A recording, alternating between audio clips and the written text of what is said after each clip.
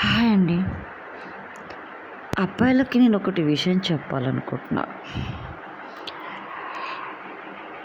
పెళ్ళయ్యాక చాలా problems face చేస్తుంటారు ఫ్యామిలీలలో మగపిల్లలు. ప్రతి వాళ్ళు తల్లికి రెస్పెక్ట్ ఇవ్వాలి, తల్లిదండ్రులకి. కాదననండి, వాళ్ళని గుండెలో పెట్టి చూసుకోవాలి, వద్దననండి. కానీ మీకు ప్రాబ్లమ్స్ వస్తున్నాయి, గొడవలు అవుతున్నాయి. మీ మదర్ నేను సరే ఓకే, గొడవలు అవుతున్నాయి అంటే మీరు మీ మదర్ గైడ్ చేస్తున్నప్పుడు మీ మిస్సెస్తో గొడవలు అవుతున్నాయి అని అంటే అర్థం ఏందో తెలుసా?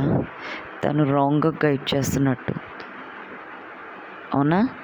ఆ సిచ్యువేషన్ని మీరు అనలైజ్ చేయాలి, అనుకూలంగా తన భార్యకి వెళ్ళాలి, అప్పుడు ప్రాబ్లమ్ సాల్వ్ అవుతాయి. కానీ బ్లైండ్గా తల్లిదండ్రులు చెప్పింది విని ప్రాబ్లమ్స్లో పడొద్దండి.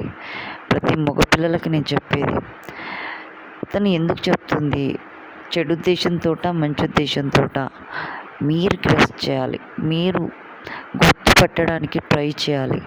పెద్దవాళ్ళ మాటలు వింటారు, వినేసి మీ జీవితాలు నాశనం చేసుకుంటారు. ఎందుకు చేసుకుంటారండి నాకు అర్థం కాదు. అవునా?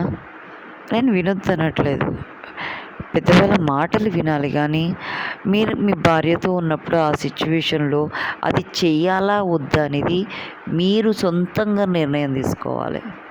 అవునా కదా? మీకు మీ భార్య మీద నమ్మకం ఉంటే,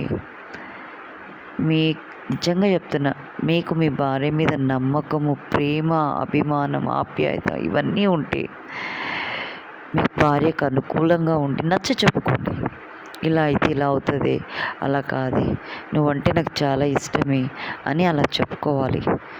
అంతేగాని బ్లైండ్గా తల్లిదండ్రులు చెప్పింది విని భార్యతో కొట్లాడడం, సొసైటీలో ఇజ్జత్ తీసుకోవడం, ఆ పైన తల్లిదండ్రుల మీద ఆ ఫ్రస్ట్రేషన్ తట్టుకోలేక తల్లిదండ్రుల మీద ఎగబడడం అవసరమా అండి మీకు? అవసరం అంటారా? నాకైతే అవసరం అనిపించట్లేదు. ఈ స్టూపిడ్ థింగ్ అనిపిస్తుంది. అవునా? అలా చేయొద్దు. కీ ఎక్కడుందండి? తాళం తీయాలంటే ఆ కీ, ఇప్పుడు మీరు గేటుకి తాళం వేస్తారు, అవునా? మొత్తం లాక్ అయిపోయింది, అదంతా ఓపెన్ చేయాలంటే ఆ తాళం తీయాలి. ఆ తాళం తీయాలంటే కీ ఎవరి దగ్గర ఉన్నదండి? మీ దగ్గర, అబ్బాయిలు.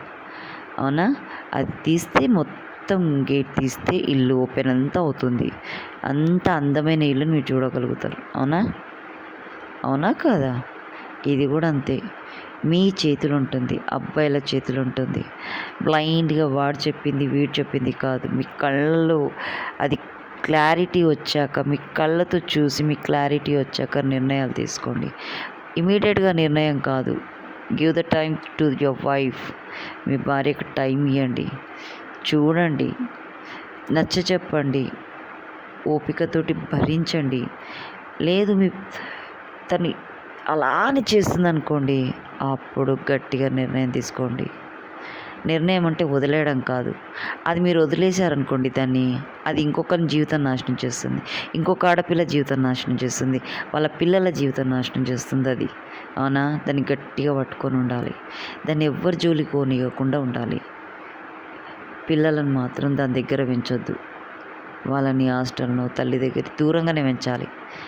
అంటే ఎలా పెంచడం అంటే కంప్లీట్గా దూరం కాదు, తల్లి ప్రేమ ఉండేలా చదువులో మాత్రం దానికి తెలియకుండా నిర్ణయాలు మీరే తీసుకోవడం అలా చేయాలి. లేదంటే ఒక బ్యాంక్ బ్యాలెన్స్ చేయడమో కానీ వాళ్ళకి నచ్చ అలాంటి చెడిపోయిన తల్లి దగ్గర ఉంటే మాత్రం చెడిపోతారండి, నో డౌట్.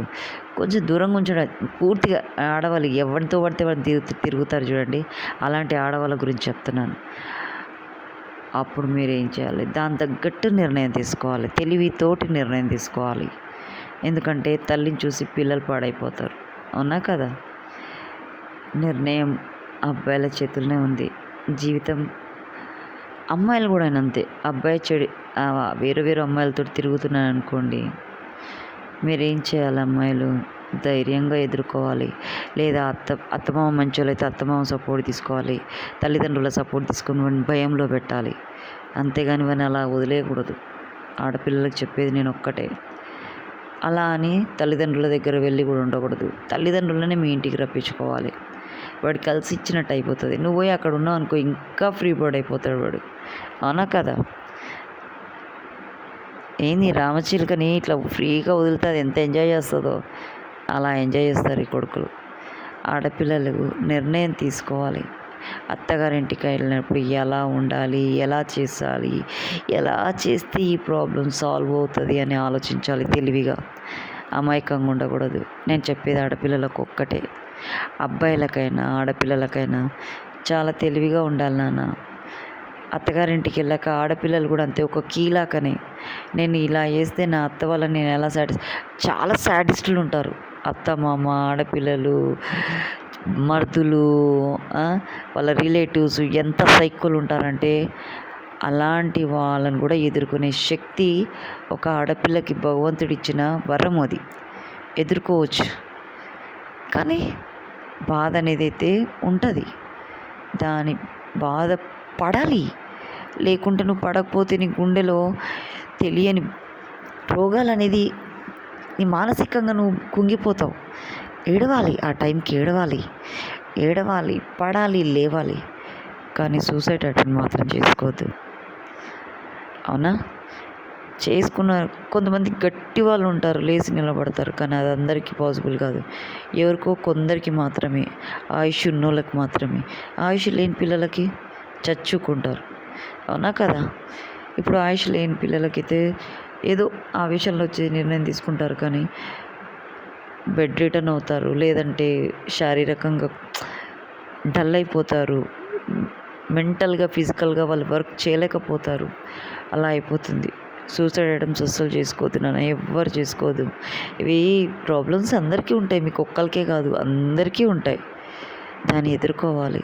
నిర్ణయం తీసుకునేది మీ చేతిలో ఉంది.